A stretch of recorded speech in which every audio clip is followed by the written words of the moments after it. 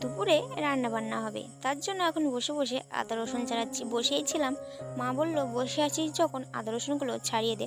তার জন্য কাজগুলো করে দিলাম। আর বাড়ির ভিতরে প্রচণ্ড পরিমাণে গরম।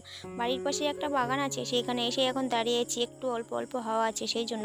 আর মায়ের দেখে দেখো রান্না বান্না করছে, আর আমি রান্নাঘরে বসেছিলাম। রান্নাঘরটা একটু যেহেতু নিচু আর অ্যালভেস্টারের, প্রচণ্ড পরিমাণে দেখি গরম লাগছে, আর ঘেমে দেখো স্নান হয়ে গেছি। তার জন্য চলে এসেছি একটু মাঠে।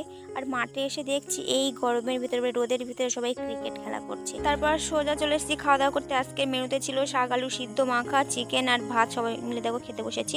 তারপরে খাওয়া দাওয়া কমপ্লিট করে চলে এসেছি আম পাড়তে। কোথায় বলো তো? আমার মাসির বাড়িতে। মাসিদের কাছে আম হয়েছে প্রচুর, তাই আম চুরি করতে এসেছি। আর আমার কাণ্ড দেখো, আমি উঠেছি চালের উপরে। চালের উপরে উঠে এখন আম পাড়ছি। বিকালে দেখো একটা ফুচকা ব্যাপারী এসেছে, তাকে দাঁড় করিয়ে দিয়েছি ফুচকা খাওয়ার জন্য। জানো তো, অনেকদিন পর কিন্তু আমি ফুচকা খাচ্ছি। অনেকদিন ফুচকা খাওয়া হয় না, আর সবাই মিলে এখন দেখো ফুচকা খাওয়া শুরু করে দিয়েছি। আর ফুচকার টেস্টটাও কিন্তু সেই সুন্দর হয়েছিল। আর জানো তো, লাস্টে এই সস দিয়ে ফুচকাটা খেতে আমার খুব ভালো লাগে।